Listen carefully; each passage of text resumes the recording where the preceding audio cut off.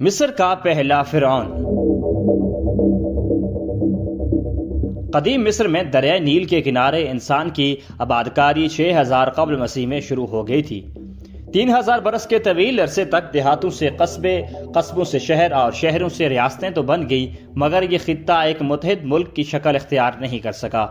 پھر ایک ایسا حکمران آیا جس نے دریائے نیل کے کنارے موجود 2 بڑی ریاستوں کو یکجا کر کے ایک ایسی عظیم سلطنت کی بنیاد رکھ دی جو مصر کی عالی شان تہذیب کے نام سے جانی جاتی تھی۔ آخر مصر کا یہ بادشاہ کون تھا؟ اس نے یہ کارنامہ کیسے سر انجام دیا؟ تاریخ دانوں کو 5000 برس پرانے اس بادشاہ سے متعلق اہم معلومات کب اور کیسے ملی؟ ایک ریاست کے قیام کے بعد اس حکمران نے کون سے بڑے فیصلے کیے؟ اس ویڈیو میں ان تمام سوالوں کے جواب ہم آپ کے سامنے رکھیں گے۔ چینل کو سبسکرائب کر دیں اور گھنٹی کا نشان دبا دیں تاکہ آپ تک ہماری دلچسپ اور معلوماتی ویڈیوز بر وقت پہنچتی رہیں۔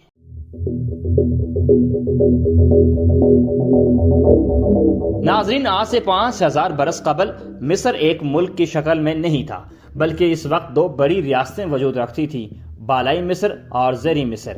دریائے نیل کے گرد آباد یہ دونوں ریاستیں الگ الگ اور مختلف تہذیبوں کی نمائندہ تھیں۔ وقت کے ساتھ بالائی مصر میں اہم شہر آباد ہوئے جیسا کہ تھینس اور ہائرکنوپولس وغیرہ، جبکہ زیریں مصر میں زیادہ تر دیہی علاقے تھے اور یہ زرخیز ترین زرعی میدانوں پر مشتمل تھا۔ ماہرین کے مطابق کئی صدیوں تک یہ دونوں ریاستیں ایک ہی رفتار سے ترقی کرتی رہیں، مگر 3100 قبل مسیح میں بالائی مصر یا اپر ایجپٹ کی اس زمانے کی دیگر تہذیبوں کے ساتھ تجارت بڑھ گئی۔ تجارت میں اضافے کے باعث بالائی مصر ترقی میں زیریں مصر سے آگے نکل گیا اور پھر وہی ہوا جو زیادہ تر ترقی والے ممالک میں ہوتا ہے۔ بالائی مصر یا اپر ایجپٹ کی بڑھتی ترقی کے باعث اس کی آبادی میں اضافہ ہونے لگا۔ اب زیادہ آبادی کو کھلانے کے لیے زیادہ غلے کی ضرورت تھی۔ غلے اور اناج کا بہترین گڑھ زرخیز ترین ہمسایہ ملک زیریں مصر یا لوور ایجپٹ تھا۔ کہا جاتا ہے کہ بالائی مصر نے اپنی زرعی اور اناج کی ضروریات کو پورا کرنے کے لیے زیریں مصر پر حملہ کر کے اسے فتح کر لیا، اور یوں ان 2 مختلف ریاستوں نے مل کر ایک ملک کی شکل اختیار کر لی، وہ عظیم ملک جسے دنیا آج قدیم مصر کے نام سے جانی جاتی ہے۔ اب سوال یہ ہے کہ زیریں مصر کو فتح کر کے اسے اپنے ملک میں ضم کرنے اور نتیجے میں ایک ریاست کی بنیاد رکھنے والا بالائی مصر اپر ایجپٹ کا حکمران کون تھا؟ تاریخ دانوں کے مطابق بالائی مصر کا یہ حکمران نارمر تھا، جسے احترام سے مینیز بھی کہا جاتا تھا۔ مینیز کا مطلب جو رہتا ہے۔ نارمر کے اس کارنامے نے 3100 قبل مسیح میں اس عالی شان تہذیب کی بنیاد رکھی جو آئندہ 3000 برس تک قائم رہی۔ آج کی جدید دنیا کو وراثت میں ملنے والے کئی عجوبے جیسا کہ اہرام مصر، عالی شان مجسمہ سفنکس، فرعونوں کی ممیاں وغیرہ نارمر کی اسی ریاست کے کارنامے ہیں۔ چونکہ نارمر قدیم مصری ریاستوں کو متحد کر کے ایک ملک کی بنیاد رکھنے والا پہلا بادشاہ تھا، اس لیے تاریخ دان اسے مصر کے پہلے فرعون کا لقب دیتے ہیں۔ یہاں یہ بات قابل ذکر ہے کہ قدیم مصر کے بادشاہوں کو ریاست کی بنیاد پڑنے کے لگ بھگ 15 صدیوں تک بادشاہ کہا جاتا تھا۔ تاہم چونکہ اب قدیم مصر کے تمام بادشاہ فرعون کے لقب سے مشہور ہیں، اس لیے اسکالرز مصری ریاست کے بانی بادشاہ نارمر کو پہلے فرعون کا اعزاز بخشتے ہیں۔ مصری ریاست کی بنیاد رکھنے کے بعد نارمر نے اسے 40 انتظامی یونٹس میں تقسیم کر دیا۔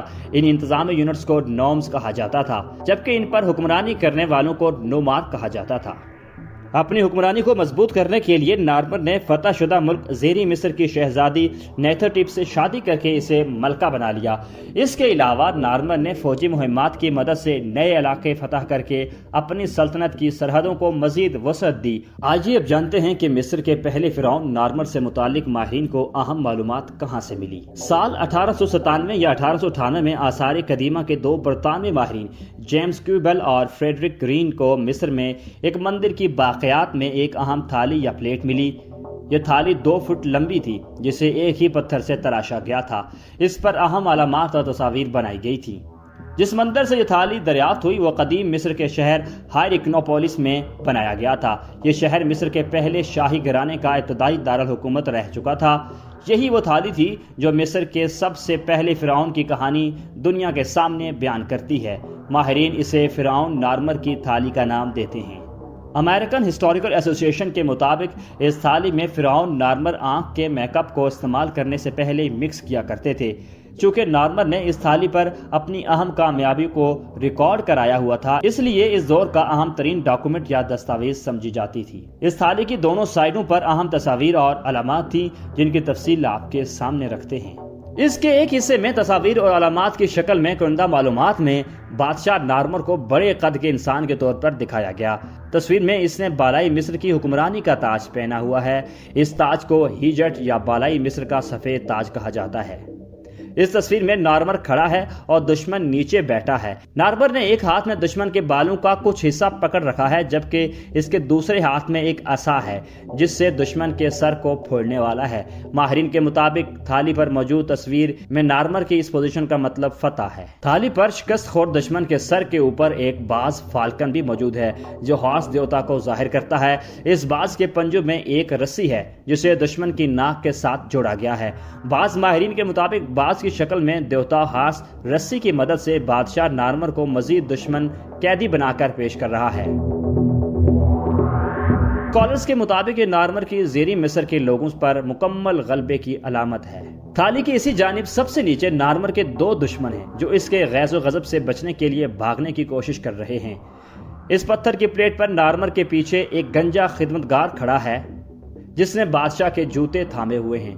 سب سے اوپر کی جانب ایک چھوٹا ڈبہ بنا ہوا ہے جس میں دو علامات یا تصاویر ہیں، ایک کیٹ فش کی تصویر ہے جبکہ دوسری چینی یا شیزل ہے۔